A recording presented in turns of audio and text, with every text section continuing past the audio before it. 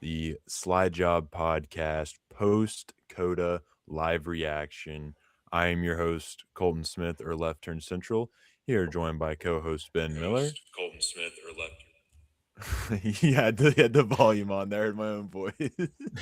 I was trying Like to it, get the link to share it. appreciate it. You putting that out on the Twitter? Yeah. All right, appreciate that. That is, of course, co-host Brandon Bull Davis putting in the overtime work there, having a great start to the season, at least in terms of his favorite team. Perhaps not the best in terms of our onboard competition, but we'll talk about that in a little bit. We have to talk about the COTA race. Give a little time for some people to hop in. So first and foremost, how you doing, Ben? Yeah, I'm doing good, man. Doing good. I mean, overall, it's been a stressful week. I mean, obviously trying to find a new car, and I think I came to a decision. I think I'm going to get a Toyota Corolla, so that's going to be my next car. And Join the Toyota family. yep, got the logo right here for a TRD. reason. So I was thinking that. yeah, but yeah, other than that, I got to celebrate Paris and Layla on their wedding. So congratulations, shout out to them. And yeah, overall, just watched the race today. Uh, yeah, it was like I said, stressful week, but good weekend. Bull, what about you, man? Man, it was a busy week at work. Had some friends come over to watch the race today. Watched it and kind of wife cooked some food, so got to hang out. All in all, good day. Yeah, Colton, that's good. Colton, do we even go there, or do you just want to skip that? Yeah. I'll just be honest on here. I'm not afraid. It's been a shit day for me. It was an outstanding day yesterday, being able to celebrate Paris and Layla on their wedding. I got to see Josh in person for the first time in about half a year, so that was great. Um, but today has not been, and I can take off my sweatshirt so that you all can figure out why. But yeah, I decided it'd be a good idea, for my dad's birthday to get him some tickets to go watch Ohio State. Like, it's a pretty easy game, right? Nope. Not for the old Boilermakers. Not for the old Boilermakers. So that amongst a bunch of other things, including this race. And not that I'm sad Tyler Reddick didn't win, but how the Fast Five win has just been a day. But glad you guys are having good weeks. It's been very hectic, very busy, but it was an outstanding Saturday for sure. Would love to get back to more performances like that. And then Christopher Pennell is the first one in the chat. MJ negotiated 10 extra HP in the settlement, and I think that's a very accurate assessment of what went Yep. down for sure.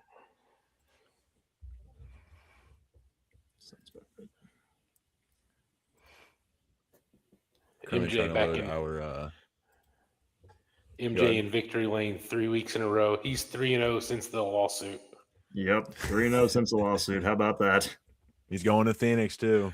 Yep, he is definitely going to Phoenix. He has been at all 3 races too. So Mm-hmm. Yeah, Yep, he's a good luck charm. For sure. Yep.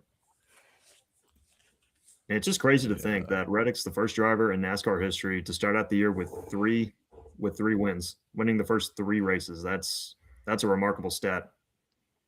I mean, Yeah, something that I'm sure a lot of people never thought would ever happen. I mean, it's just absolutely unreal. I mean, crazy ever since the lawsuit, like we talked about. I mean, Michael Jordan is 3-0 since the lawsuit. It's just absolutely mind-boggling. But yeah, what a start for Tyler Reddick in this 2026 season and 23XI. I mean, those guys are just red hot right now. I mean, they're absolutely unstoppable. Reddick didn't get a win last year. Starts the year off with 3 wins after the lawsuit. Is this lawsuit going on with JGR what it's going to take for Ty Gibbs to get a win? It's a good point. Yeah, but maybe had a good race to start it off, but I'm sorry, this file is being absolutely impossible for me to try to upload it to be a thumbnail, so we don't just have the generic one. So if I'm a little distracted, it's because I'm trying to get that done. But all in all, as you all saw, Tyler Reddick has won his 3rd race in a row, the first driver in NASCAR's history to do that. And I think it's even more impressive that he was able to do this with the schedule at hand, right? Like to be able to win at Daytona, and the insaneness that you have to do to win that race. Atlanta, I do feel like Atlanta, you're able to see a little bit more of the car come out to play, but still, it is still an insane process you have to go through at Atlanta just to get the win there. So to be able to win those two races, I would have never thought that to be a thing. And then to go to COTA. We know that is one of Tyler Reddick's best tracks, but it's been SVG's wheelhouse has been the road courses, not necessarily COTA. COTA is the one race he did not win last year, and maybe it'll be the one race he doesn't win this year. But all in all, I think that's the impressive part is that we're not even necessarily in the time of the year where anybody should be dominating, and Reddick's already got 3 wins and Yeah. has looked miles faster. That was the difference between SVG was doing his thing. However, that 45 car was the fastest car on the track, and you had to go ahead. Coming out of that last corner up that long straight into turn one, Reddick was leaving SVG every lap. Got that? I don't know, like kind of like Chris said, that extra 10 horsepower. There was something going on there because up that long straight, he had the fastest car there, and no matter who was behind him, he was putting a gap there. Mm-hmm. Yeah.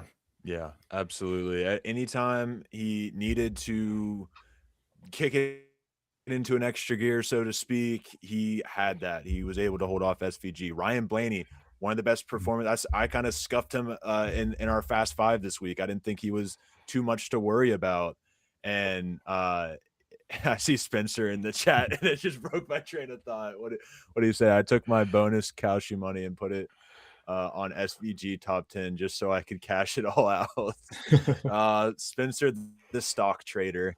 Well, welcome to the stream, Spence. What's up, Pour one out Spence? for Zilly. What's up, For Spencer? sure. Zilly, what a weekend. What a weekend for Zilly. I mean, Yeah.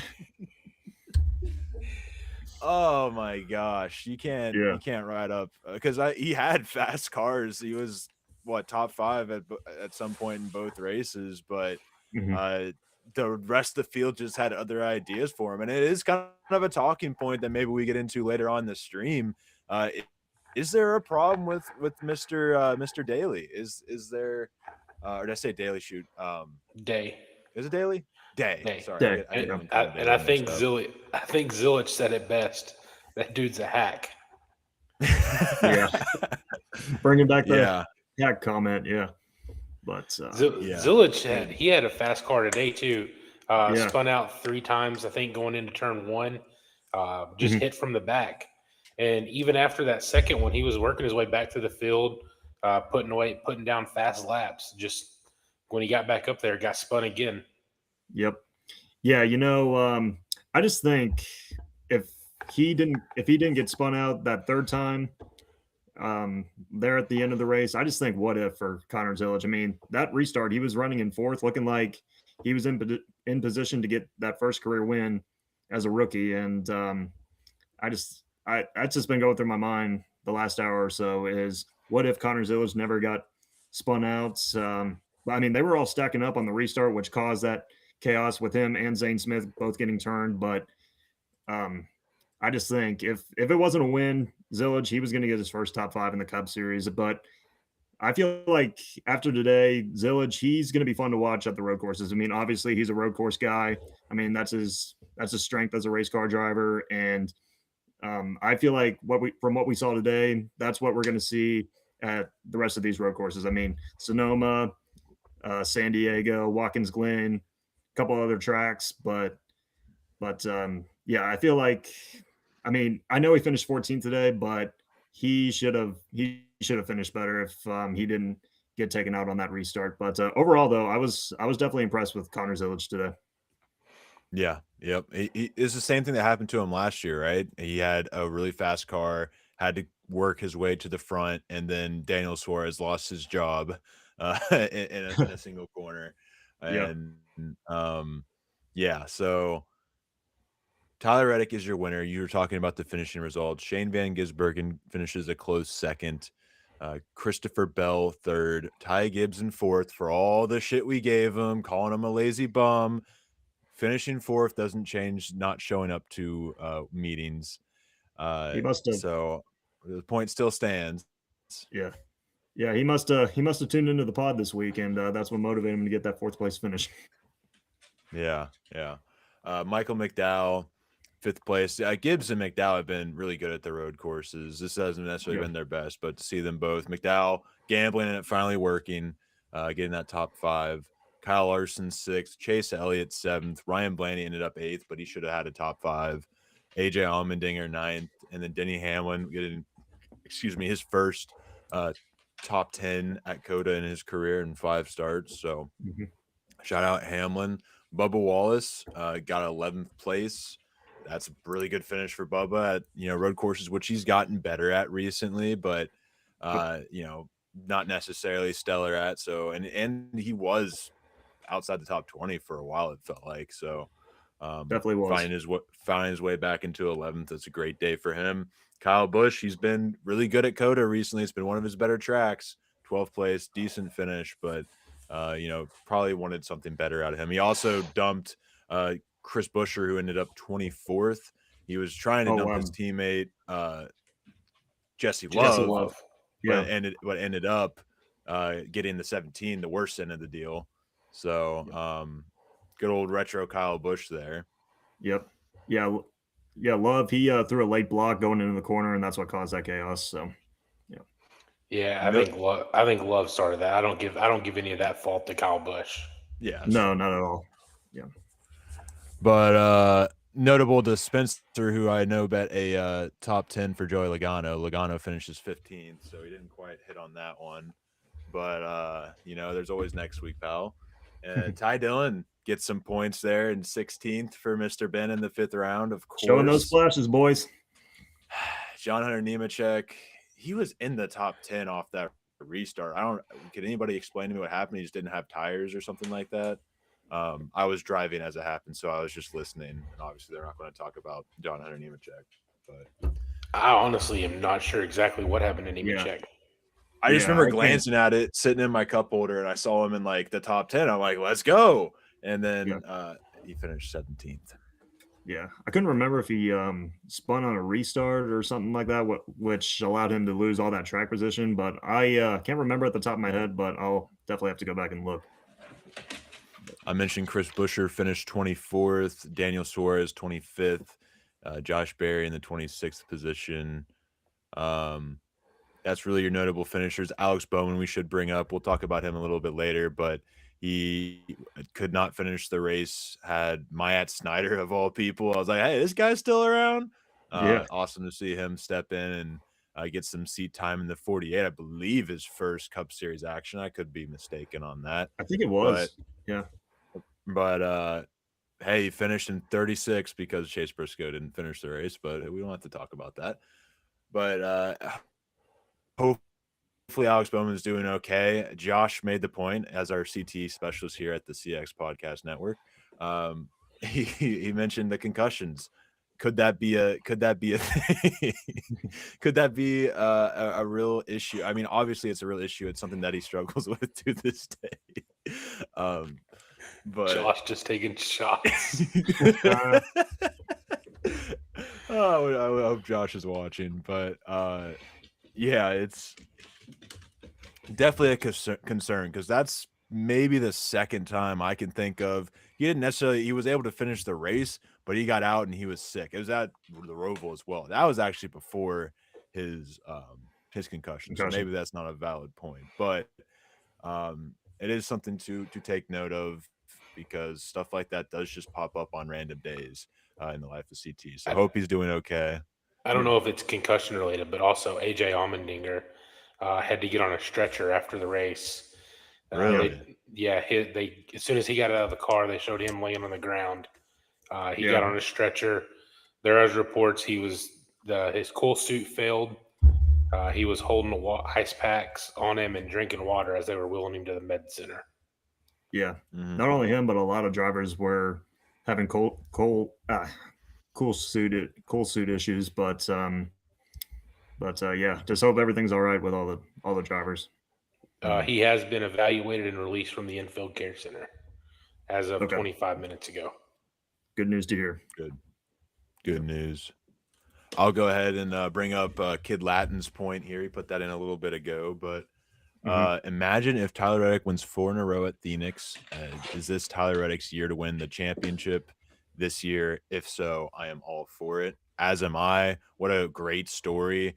I will admit I had some doubts upon Tyler Reddick in the offseason just based off of his last season. Never was rooting against the guy. Happy to see him doing well, but I think that's a great segue to get into our point standings talk because somebody's running away with that first place in the chase.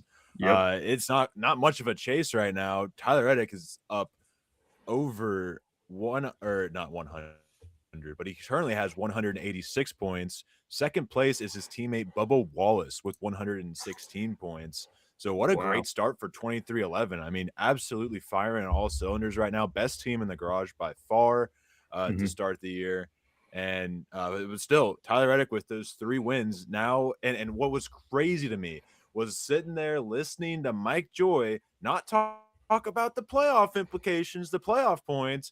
He was talking about the point standings and how Tyler Reddick now has a 70-point lead on the next closest driver, in which is, of course, Bubba Wallace. And this is important. This is very important, which is great. It's so great to have. And then the next closest is Chase Elliott, who's just 2 points behind Bubba Wallace, but 72 points behind that. I think it's safe to say that Tyler Reddick will probably hold this points lead well into the summer. It's going to take somebody winning 2 to 3 times, I think, to even get back at that. But it's kind of like the point Denny Hamlin made. Tyler Reddick being in first up by 70, it's not like you got somebody that's going to go out and run 20th every week. You got a guy that's going to be in contention and getting stage points every week, competing for good finishes. So that point lead is going to last for a while. Like SVG in 5th and 96 back. That one's not going to – I don't see that one lasting. We're going to go to Phoenix and we're going to go to Las Vegas. But this is where the stage points addition to this like format I think really hits home, because if SVG does some out of whack stuff to get some stage points, he can maintain a top 16 spot. I'm not saying he's maintaining 5th, but he could maintain a top, especially considering the rest of the road courses on the schedule, the other super speedways, which he's run well enough at the super speedways to get this. I think that's where the stage points could really get interesting. We could see people like, I remember Ricky Stenhouse used to be a guy that every week would just find some weird strategy and stay out and try to get stage points.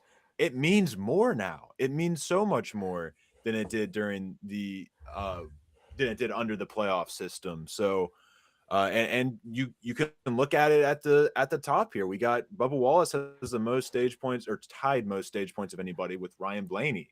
So and that's 3rd and 4th place in the point standings. You mentioned Shane Van Gisbergen there in 5th. He's tied with Joey Logano, who's in 6th place. Daniel Suarez, mentioned him. He's had an interesting start to the year. Didn't have the best finish at COTA, but currently sits 7th in the point standings regardless of it. Got some good stage points. AJ Allmendinger's up to 8th. Michael McDowell. I mean, these are all within, a handful of points from each other. So definitely, most certainly cannot act like this is a set lineup. But one thing is for sure, Tyler Reddick's going to be at the top of these point standings for a while. But I will turn back to the chat where Chenry asked, where did Josh get a PhD? He doesn't have a PhD, but he is very familiar with the topic of CTE. Firsthand experience with CTE. Yeah. I hope he's tuning in right now. Yeah. I'm looking. He hasn't sent me any text yet, so I guess I'm safe for now. Yeah. But I remember talking about early on in the season, last season, some drivers that didn't get really great starts, and I'm looking at the point standings here. and definitely some people stand out. First and foremost, Chase Briscoe, a terrible finish today. Didn't get to finish the race. He sits 27th in the point standings. I'm not too worried about it, but that is still a rough start. He did just finish second last week, so just another kind of testament to the point standings and how in flux they are right now. But Bowman, the showman, 36. Chenry, you got some explaining to do in the comment section, big dog. Yep. He is just do math, Colton. You got this. He is just 14 points ahead of that of Casey Mears. He's behind literally everybody in the point standings other than Casey Mears and BJ McLeod. Wow. It's just a case of pit crew got him and his sickness got him today. Yeah. Last week got caught up in a wreck. Week before that got caught up in a wreck. Only has 7 stage points to account for it. But that it's just one of those things that it's more than just being good. It's momentum. Who has momentum right now? Tyler Reddick and Bubba Wallace for sure. That 2311 crew. I mean, hell, even Riley Herbst is 25th in the point standings right now. Better watch out, fellas. Better watch out. Yeah. He was up in the top 10 earlier, I believe. Riley Herbst. I think he showing got flashes. Points. Is that flashes from Mr. Herbst? Flashes. Yeah, that's flashes from Mr. Herbst. Oh my goodness, we have flashes from Mr. Herbst. Not Heim time just yet. No, it's definitely Heim time. It damn well better be Heim time. Let's not get that conversation started. Henry says he hopes he's okay and can race next week. Yep, that's the important thing. Hopefully, I don't know how warm it was, but apparently it was a very physically demanding race. I'm sure it was warmer than it is up here right now. So, hopefully it was a race specific thing and not a greater issue with Bowman, but it has been somewhat of a consistent theme with him. But Eric Jones has also gotten off to a really ugly start in 35th, just ahead of Alex Bowman.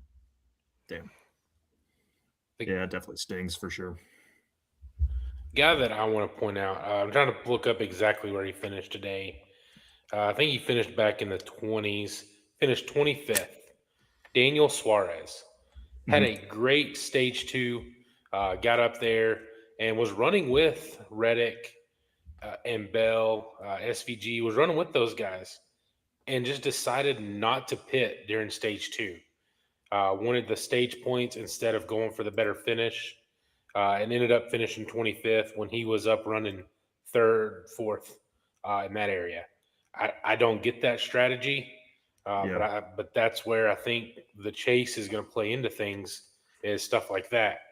Instead of going pitting with them and then maybe getting 1 stage point, I think Reddick pit and then still was able to finish 6th. So he was still able to get some points. But then Suarez didn't pit at the end of the stage and ended up 25th. So big difference there. I'd like to know how the points shape out, how the points would have shook out if he would have finished pit with the rest of those guys. But I guess we'll never know. Impossible to tell. Yeah. I mean, if you look at it, he's got 19 stage points this year. If you take away the 5 that he gained from that, or was it he finished second in the stage? Second in the stage. Yeah. So he got 9 of those points right there. If he pits, he probably gets none, right? So it's just hard because you don't know what he would have finished in that case. He could have gotten a top 10. That's would be more valuable. So, but he could have also not gotten that. Who knows? But yeah, still at the end of the day, it's been a really great start for Suarez, up in 7th place in the point standing. So absolutely, like you said, the chase definitely shakes things up because the point standings mean just so much more, and I love it so much. But I think that's really it for the people. I mean, Cindric, we don't have to talk about him. I guess we can give him a week or two. He's 31st in the point standings. Zilich 32nd, Cody Ware 33rd, and that's a little high for him. Yeah, that's really it. That's really the only ones that stand out to me. Christopher Bell's 24th. Obviously not worried about that. We'll see. I mean, all it takes is a great weekend Phoenix is a great track for him, so Yeah. I don't have any worries about that. But that's kind of our look into the point standings. Your defending champion Kyle Larson is in 15th right now, so it's Yeah. all over the place. We're going to get into a swing of things. People will separate themselves. People will dig themselves out of holes. People will dig themselves deeper holes. Yeah. It's going to be fun to follow just because of how important it is. But Yeah. again, like I said, like 3 times, Tyler Reddick is at the top, and he's going to be there a while. 70-point Yeah. advantage, just But mind-boggling to me after 3 yeah. races. Yeah. But yeah, just looking at the standings, I mean, this is the time of year, guys, where we try to learn about each driver, where they're at, um, and where they stand on their performances. And I mean, obviously, we got some drivers that have got off to sluggish starts, and 3 races in, they're deep in the standings. But as a race fan, I'm not concerned about any of those guys. I mean, eventually, Colton, like you said, they're eventually going to dig themselves out of a hole, um, and I feel like they're going to show who they are as competitors and where they're at. I mean, we go to Phoenix next week. We go to Vegas the week after, and I believe I forget where we go after Las Darlington. Vegas. Darlington, yeah. Phoenix, So Las I feel like Vegas, Darlington. Gotcha. So but yeah, in those next 3 races, I feel like we're gonna learn where those drivers are. But yeah, it happens. I mean, everybody gets off to a slow start, but eventually they'll turn it around. But yeah, I'm not concerned about Bell or any of those guys because we know who they are as competitors. I mean, still early in the season, those guys are going to continue to win races and win championships. So yeah, overall, not concerned whatsoever. I do think, like Colton mentioned, it is going to take some time now with Yeah. 3 wins for people to make that gap up.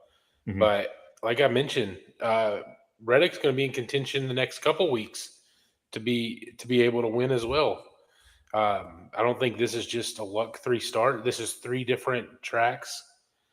Reddick now has 11 wins on his career, and this Mhm. is the second track that he has won multiple times at. So he has That's won right. at 10 different tracks. It's not like he goes to one track and is just dominant. He's well-rounded. Austin Dillon. Sorry. There you Got a go. little cold. Yeah. But yeah, like you mentioned, Ben, we go to Phoenix, Las Vegas, then Darlington, then Martinsville, Bristol, and then we go to the track that 2311 has been very good at in Kansas. So he's going to Yeah. be in contention. I to don't win see there. a race other than Bristol that I'd say Bristol has definitely been a weakness for Tyler Reddick. He could prove us wrong there. But I mean, overall, he's been kind of sluggish at the short tracks during his time in the Cup Series. yeah. But and Henry brings up a great point. If 2311 wins too much, Gibbs is going to give them less data. Yeah, I'll probably jump up the price of their alignment too. Yeah. I don't think they can force them out like they did Furniture Row. Michael Jordan's got deep pockets. A little deeper than Barney. Visser? I forget his last name. But Barney. I just remember his name is Barney. But yeah, that's a good point. Gibbs want to get a little jealous over there if they keep winning. I do think the big difference with that would be is he's still got Hamlin driving for him. He's not going to want to piss off Hamlin too much. Gibbs doesn't really care about pissing people off. That's one thing I figured out. That's true. Yeah. He could care less about if you cross him, you're on the wrong side of the fence, buddy. But yeah, that is a good outlook for Tyler Reddick. Going to Phoenix hasn't necessarily been his best track, but he could change that. Vegas, Darlington, Martinsville, I feel like are all good tracks for Mr. Reddick. So we'll have to wait and see. Who knows? Maybe it's a 10-peat. But Bull, I know you were over there crunching the numbers before we went live. I don't really want you to reveal it, but I guess you have to. So what is the Fast Five looking like after race 3? Well, I got my ass handed to me this week, just to put it plain and simple. It was pretty ugly. Ben scores the most points again.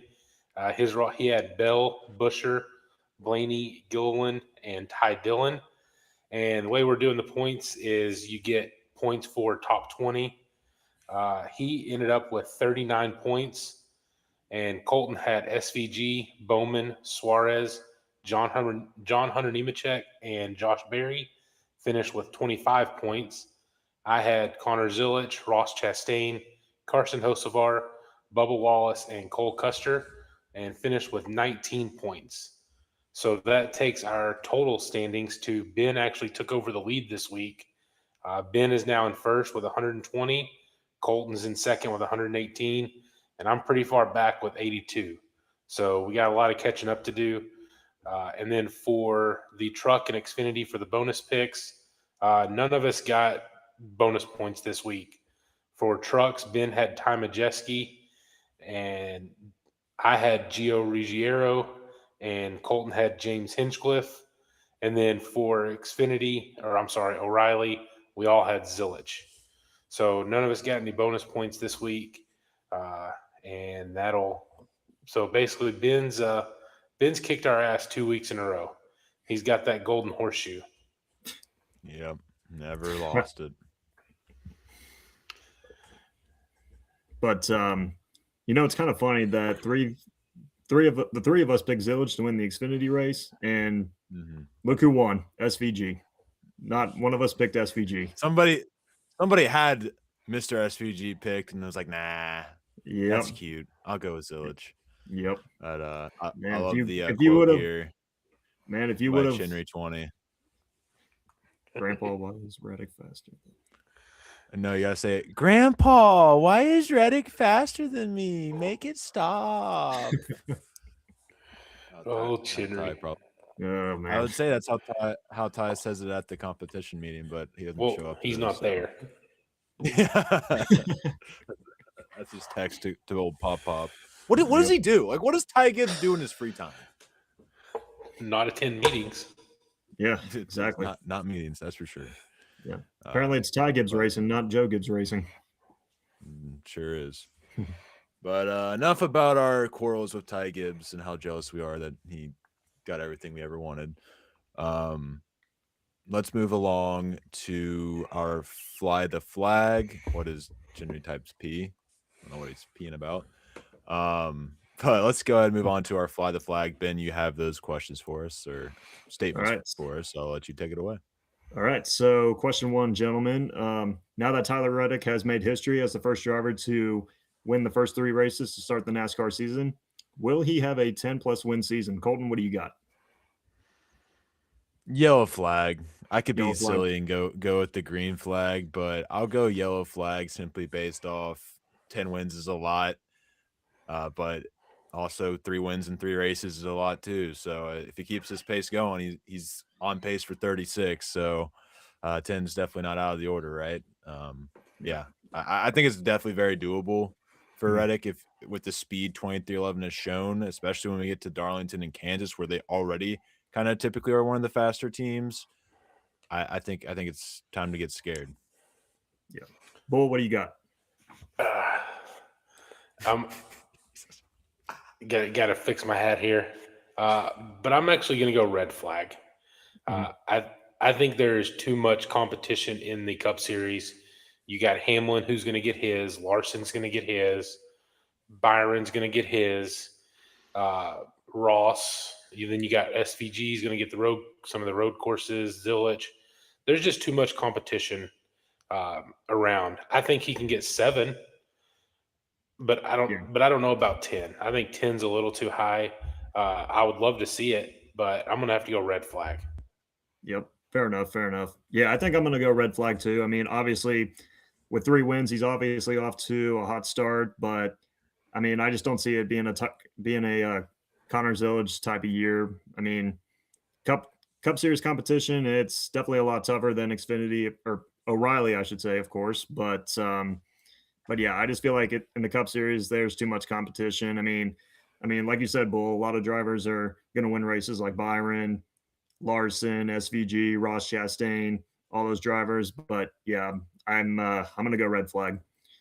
All right, my next question here, guys, is great point by Chinry.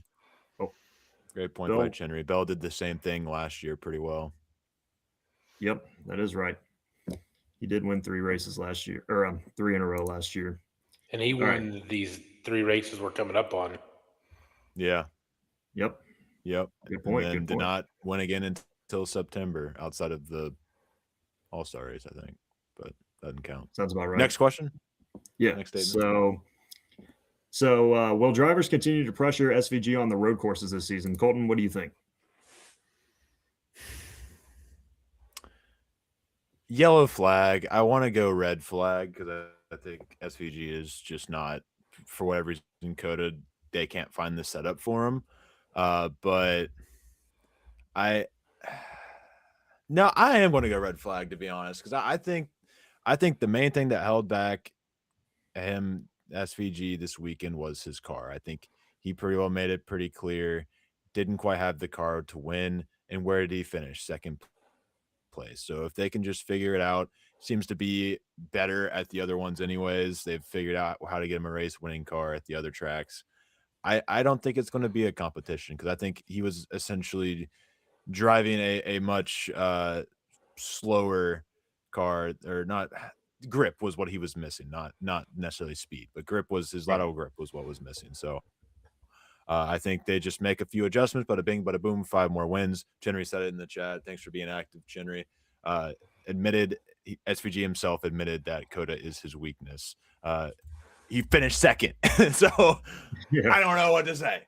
Right. Yeah, I'm gonna go red flag. SVG is still going to rule the road courses, and Zilich is probably our only hope. But Yeah.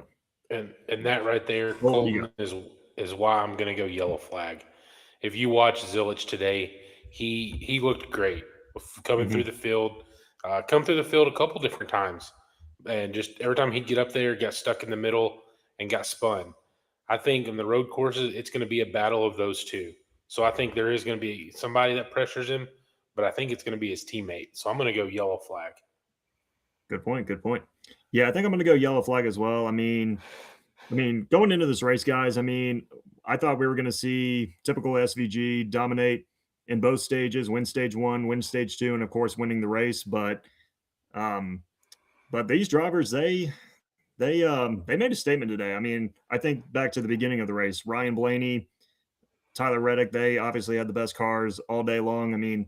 They were keeping up with SVG really well. They were out front leading laps, and like you mentioned, Bull, Connor Zillage, he looked really well today. And but yeah, I think moving forward, I think I'm gonna go yellow flag in this one, because I definitely feel like as we go to more of these road courses, that these drivers, they're going to continue to pressure Shane Van Gisbergen, and I feel like we're going to see more of that, because I feel like after what we saw today, like I said, with Reddick and Blaney having the strongest cars, outlasting SVG out front leading laps, I feel like in a way we're going to see more of that. But I'm going to go yellow flag for now.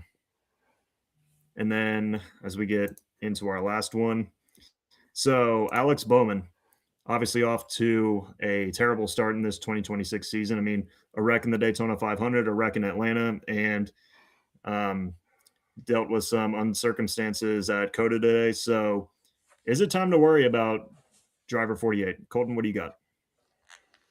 I heard Chenry's ears perk up from about 20-minute drive away. So I really don't want to do this, but I kind of have to, because I'm going. What was the statement again? Let me make sure I get the right flag. So is it time to worry about Alex Bowman after 3 rough races to start off the 2026 season? He's sitting 36th in points. Green flag. It is time to worry about Alex Bowman, because he's on the hot seat. It's pretty well known he's on the hot seat. I think, especially considering all the changes that were made outside of him, his crew chief and spotter, he's got to be on the hot seat. They pretty well are saying, we give you the benefit of the doubt from last year, but we aren't. I don't think he gets another year if we keep this. Obviously, if he keeps this up, I don't think Alex Bowman is this bad, but I think he needs to start figuring it out, because if it gets to be May and he's still chilling around in like the 20s of the point standings while his teammates are all running top 10, top 5 in the point standings, it's going to be time. It's going to be time for a change. Josh has brought up the Ross Chastain potential for going there. I don't know how sold I am on that. I don't think Hendrick is the biggest fan of Mr. Chastain, but he's done good behavior for the not necessarily the betterment of his team. He's been on pretty good behavior outside of one COTA race. Anywho, I think obviously Tyler Reddick I think is pretty well safe in that 45 car for a while. Yep. So I don't know who else really slides in there. Everyone was saying Corey Day is somebody to watch out for. And I don't think he's there yet. I think he's got a couple no, years to, what's the word? Live, learn, love, develop. whatever. Develop. Develop. There you Yeah. go. Yeah. So I don't really know looking around at the garage. There's a lot of free agents who comes in and takes it, but Chenry says he's on in the hot seat. Nothing been his fault yet this season, but he's still on the hot seat because it is an absolutely freezing cold start for Alex Bowman, the coldest of cold starts. He is above not Timmy Hill, Casey Mears, and BJ McLeod. Same difference. That's Yep. it. Mm-hmm. That is not the standard for the 48 car. That's not the standard for Hendrick Motorsports. And I understand it is race 3, but momentum is a lot in this sport. You keep that momentum going, and Bowman's been wanting to go on hot streaks and cold streaks. So I don't know. I just think he needs to find his hot streak sooner rather than later. Or why not figure out how much it costs to bring Hocevar in the 48? Because there's Yeah. certainly a price on that, and any other driver out there. So yeah, that's my 2 cents. Green flag. Yeah. But what do you got? I'm actually going to go yellow flag. I don't put much of the blame today on Bowman. The lost tire and then got sick. So I don't put much of that on him. The Daytona 500, we know that's a lottery, a freak show that happens, and there's going to be wrecks. There's wrecks every year. So I don't. The only one that he might get a little bit for is Atlanta. So if we're still in this talking about him this far down in a month or two, and we ask this same question, then my answer will probably go to green flag. But for now, I'm going to go yellow flag. I think we're getting ready to hit a stretch where he can show his talents, show his speed, and move up in the points. Yeah. Yeah, good point there.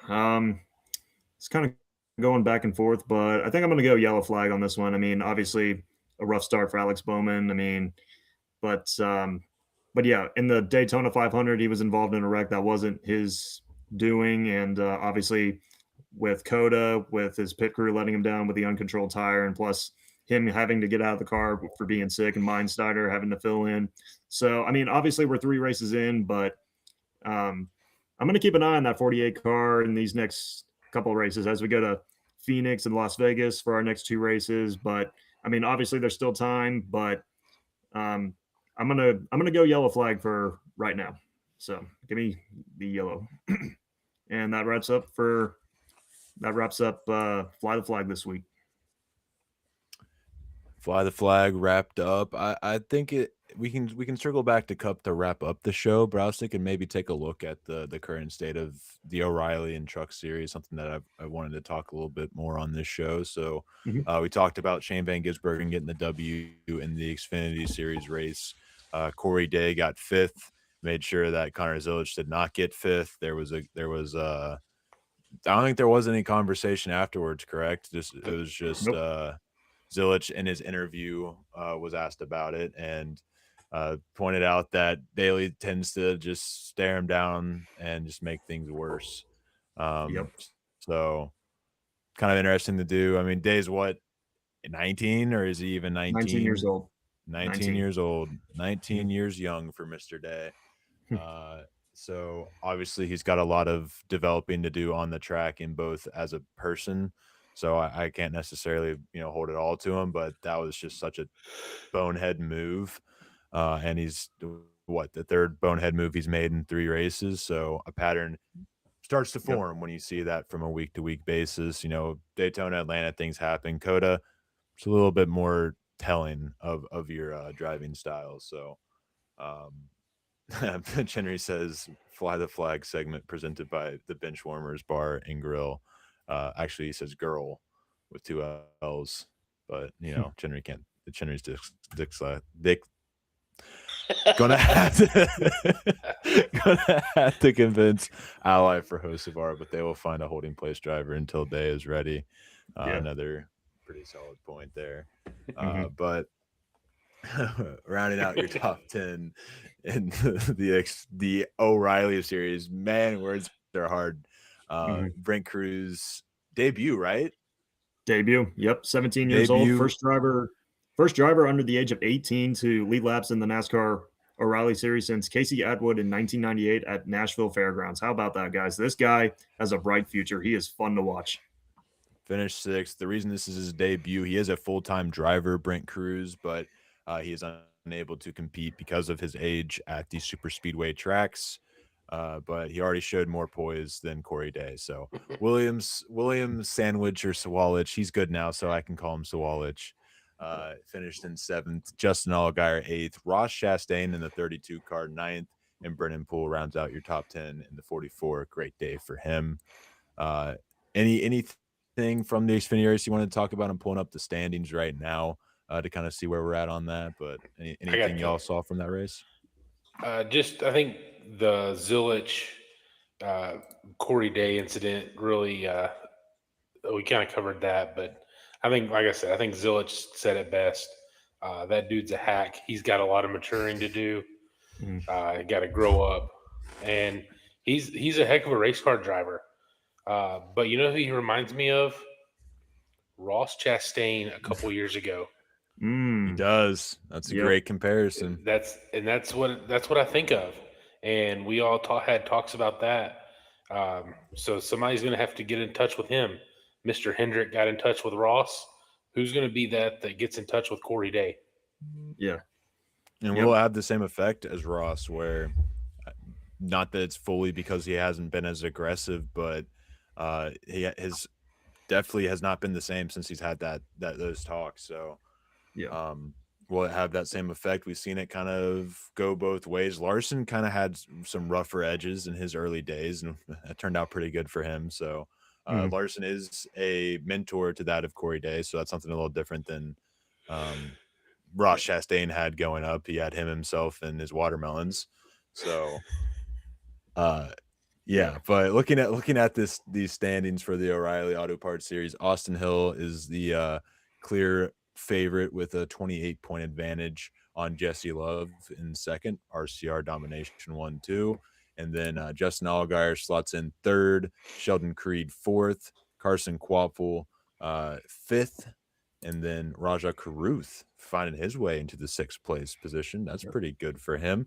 In his he's run some races, but his first full-time season so far. Sammy Smith in seventh, Corey Day eighth, Parker Retzlaff in ninth place, and Sam Mayer rounding out your top 10.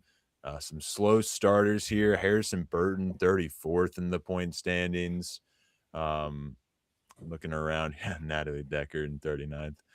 She's not a full-time driver though, so that's not fair. Really, that's the only slow starter I'm seeing. LeVar Scott is a guy we talked about, kind of rushed into this ride. Hopefully he figures it out, but it's one of those, it's going to take him time. He's currently 22nd in the point standings. Nick Sanchez just got his ride literally the week of Daytona. He's 19th in the point standings, still figuring things out. And the only Ford entry in the field. Oh, sorry, there's a number 5 car that's also a Ford entry. So one of 2 Ford entries in the field. But yeah, that's how things are shaping up so far in the O'Reilly Auto Parts Series. They'll be at good old Phoenix next week, I believe. Yep, they'll be there. So we'll get a little development on that next week.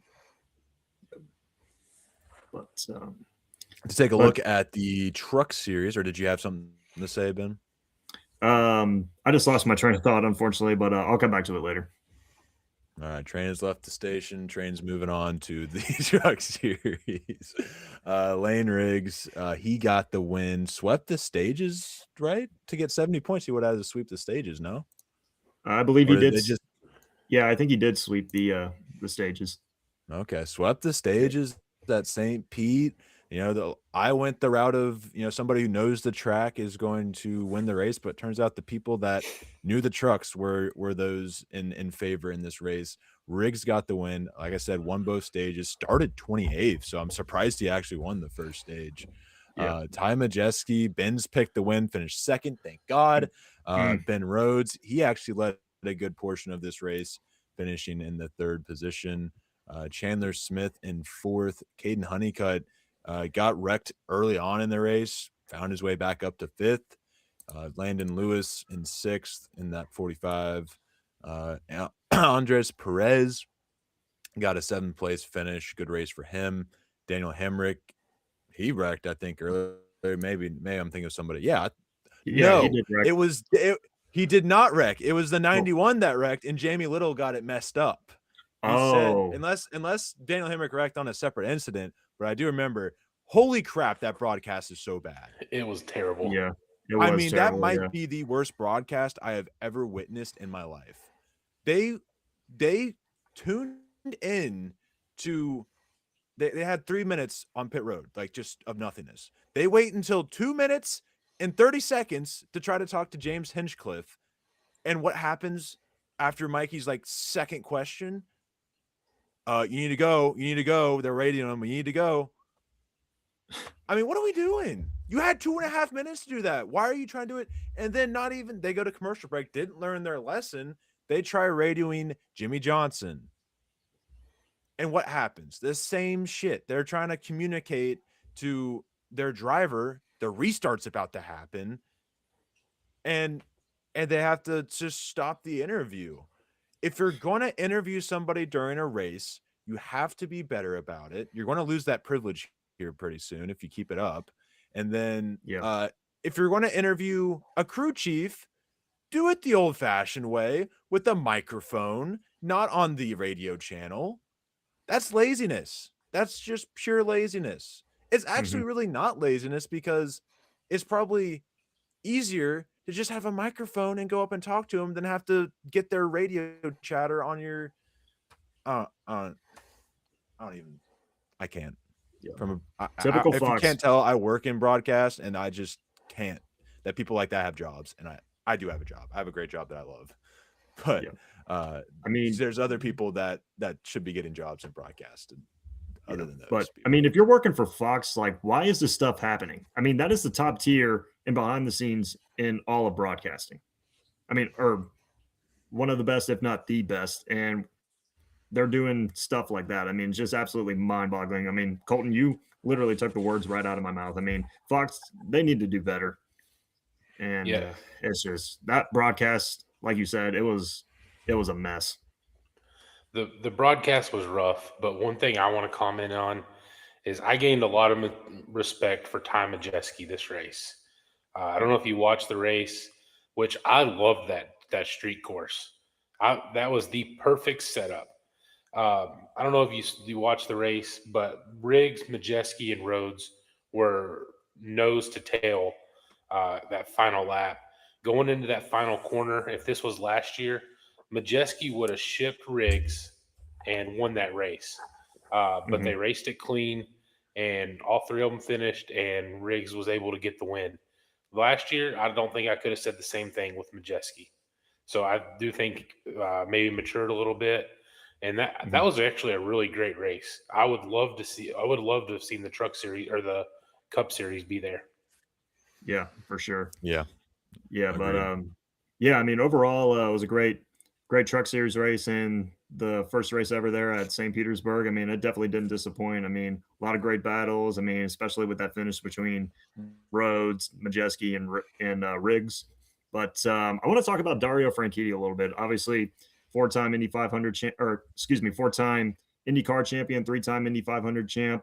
I mean, making his first NASCAR start since 2008 for Tricon Garage, and he looked good out there. I mean, he was running up in the top 10. He was competing for a top 5. Oh, excuse me, I lost my train of thought. But was keep competing up in the top 5, and I mean, he looked really good out there. I mean, obviously, he has experience at this track. I mean, he when he was in his prime, he won a lot of races at St. Petersburg, and but yeah, that track it definitely fit his style of racing. I mean, obviously, he has a lot of experience with street course racing, but yeah, definitely. I mean, obviously, he didn't get the result, but he definitely impressed me today. I mean, Franchitti. I mean, after being away from NASCAR that long, like I said, for the first time since 2008, getting back into NASCAR, and he goes out is competing in the top 10, and yeah, he definitely impressed. He definitely impressed me with that race. But yeah, shout out to Dario Franchitti.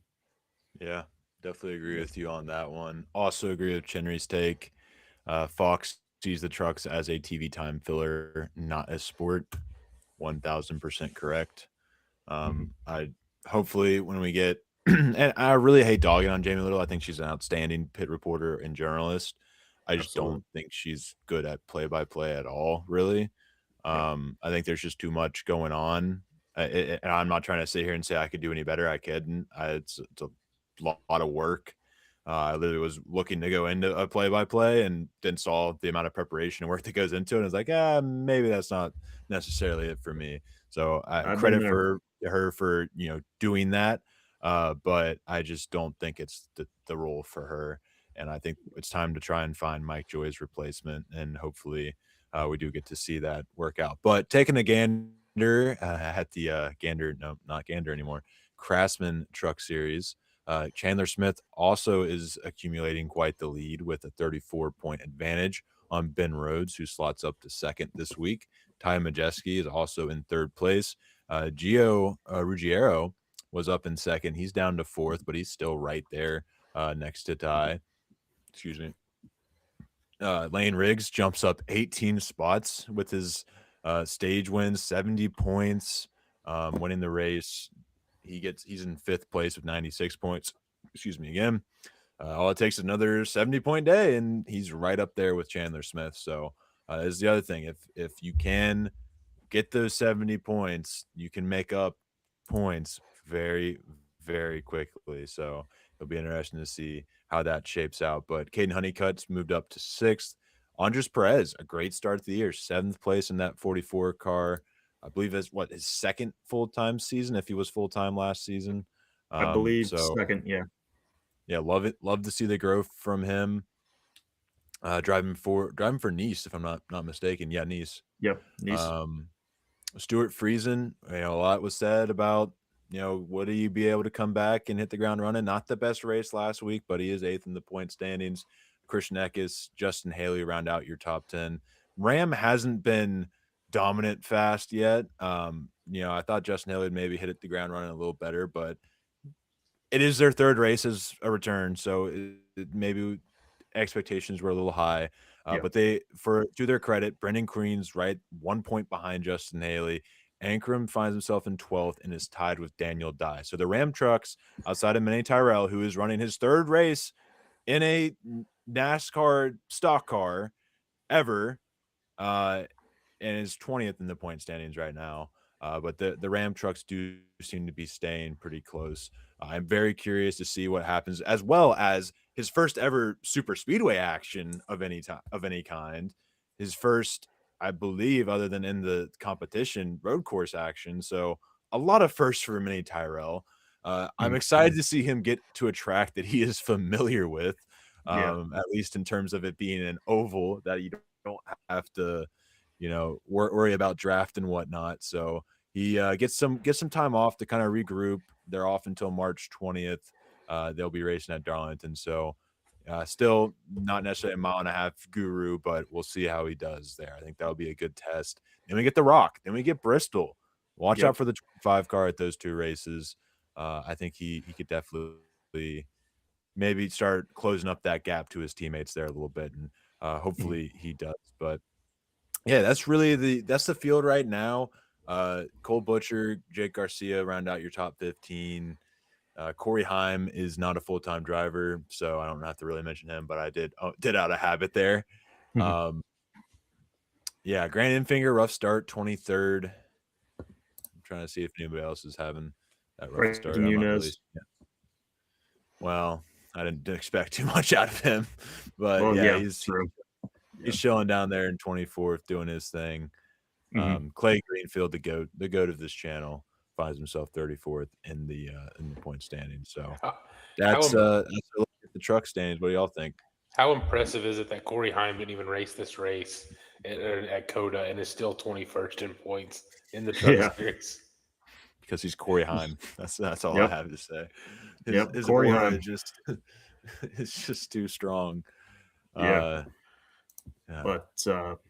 But yeah, just looking at these standings, I mean, obviously Lane Riggs, he was my preseason favorite to win the Truck Series championship, and obviously he got off to a rough start at both Daytona and Atlanta. But like I said, they all get into bad starts every once in a while during the trucks. I mean, it's normal. It typically happens, but eventually, when you go to some of these tracks that we're coming up on, like obviously they just ran at St. Pete's. They go to Darlington. You said Colton, the next one. Cool. Yeah, Yep. Darlington's their next race, March 20th. Okay. Yeah. But yeah, obviously once they go to these tracks, we start to learn where they at performance wise and what their strengths and weaknesses are. But yeah, I mean, after two rough races to start out the year for Lane Riggs, I mean, that race at St. Pete, I mean, obviously he won. I mean, he went out there and made a statement showing what the 34 is capable of. And I definitely feel like we're going to see a lot more of that as we go to Darlington in a couple weeks and a couple of these other racetracks that we have coming up. But yeah, after that win on Saturday, Lane Riggs, he's definitely looking like a championship favorite for sure. And just to talk about Ram trucks real quick, I mean, yeah, they obviously got off to a little bit of a sluggish start. I mean, obviously it's a brand new team. It takes time for them to develop. I mean, they got talented drivers like Justin Haley and who brings a lot of experience. Of course, he's definitely had a lot of success in the truck series going back to 2018. Brendan Butterbean Queen, obviously, he's a talented race car driver. I mean, our defending ARCA Menard Series champion. I mean, great short track racer. And, with Minnie Tyrell as well. I mean, those guys eventually they're going to turn it around. They're going to get stronger. I mean, it's still early in the season, and I feel like one of them's going to break through to go to victory lane and get a couple wins. I mean, as we get later in the season, I could see Justin Haley get multiple wins, and I can definitely see Brennan Butterbean Queen getting a win on a short track, and who knows, maybe making a couple trips to Waffle House. So, yeah, but yeah, there's no time to panic for Colleague Racing and Ram. I mean, they're new. They're just still learning their strengths and weaknesses, what they can do to be better. But yeah, I'm not hitting the panic button on Colleague Racing at all because eventually they're going to be competitors. They're going to be championship caliber drivers, and yeah, it would not be surprising to see those guys get it better, turn it around, and go to victory lane. But yeah, that's what I got on the truck series so far.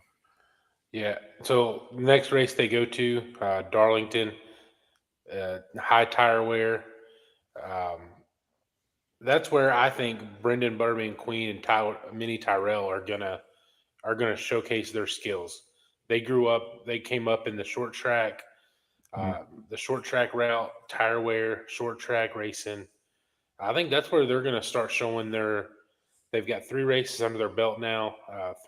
Three races under their belt.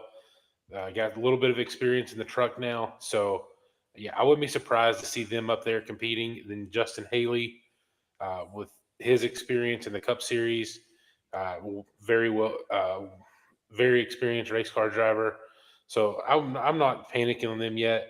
The guy that I want to mention is Gio Ruggiero, another good finish today, and I think he's surprising me a lot. I'm very impressed with him. One guy that I'm watching to see where he's going to end up next year. I Mhm. wouldn't be surprised if he makes a jump either next year or the year after. Him and Lane Riggs both are Yeah, very.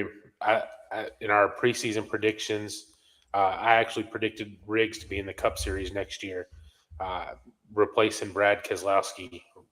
So I still stand by that. I think Riggs is a very uh, good truck series driver, and I think he could be a good Cup Series driver. So him absolutely. and Gio are two that I'm watching this year to see how long it takes them. I think they're going to end up towards the top here. before too long. Yeah, for sure. I think it's going to be an interesting battle between Gio and Caden Honeycutt, two teammates right there, right? The void left behind by Corey Heim is being filled by those two. So which one rises to the top? So I think very well, Caden Honeycutt, he's been in the series for a while, but he's still fairly young, 22 by the looks of it. So um, I think still got a lot of room to grow, and he's been in the truck series full time now for about 3 seasons. So I think watching him and Gio go at it, potentially fighting for Joe Gibbs' Xfinity car. I mean, they're not named Corey Heim, so there's no reason they can't get it. Right. Obviously, sponsorship has a lot to do with it as well, but I think both are pretty well funded. So I think really it might just be who runs better in the truck series. Who do we think should get it? Gio's got is younger, but I don't think you should really go, oh, he's Caden Honeycutt's so old because he's 22, right? Like both of them have a long future ahead of them. So I'm very curious to see kind of how this do they just kind of match each other's stats? Does one go ahead of the other? I think that's a very interesting point to follow throughout the truck series season. There's a lot of really good storylines in the truck series this year. Yeah. And like you said, very fun race at St. Pete. Once I could get past the broadcast, which I don't think I ever did, but the race itself was very fun. Good battling. We saw teammates going at it, Chandler Smith and Lane Riggs from time to time. Very good race, and they've been pretty good races at this point. So yeah, Jimmy I think Johnson it's pretty stepping up. Yeah.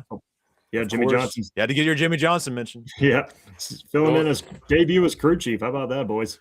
The only thing you've not mentioned is Austin Cindric and Cody Ware showing flashes, and we get the trifecta for the show. My bingo card will be fulfilled. We need to have a bingo card day. That would be great.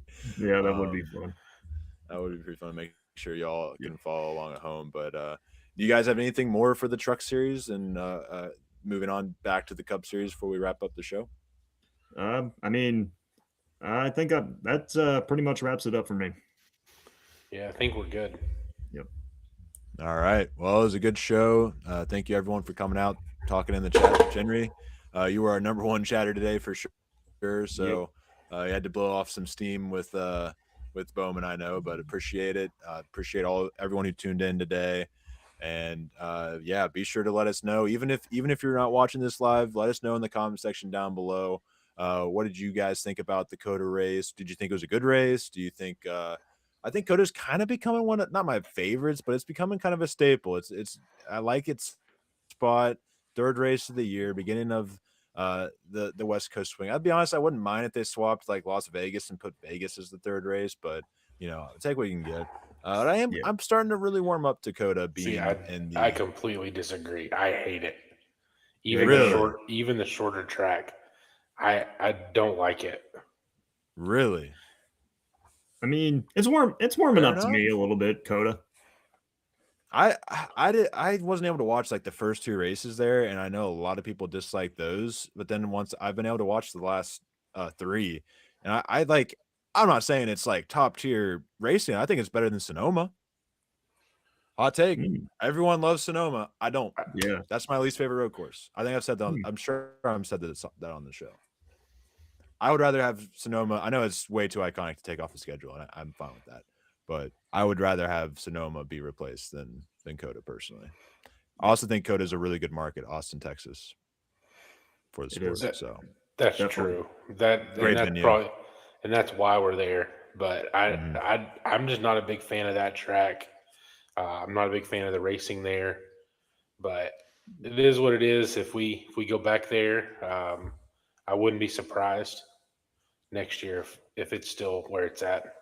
Yeah. Chenry with some strong words. Least favorite track in NASCAR. It's bottom 3 for me for sure.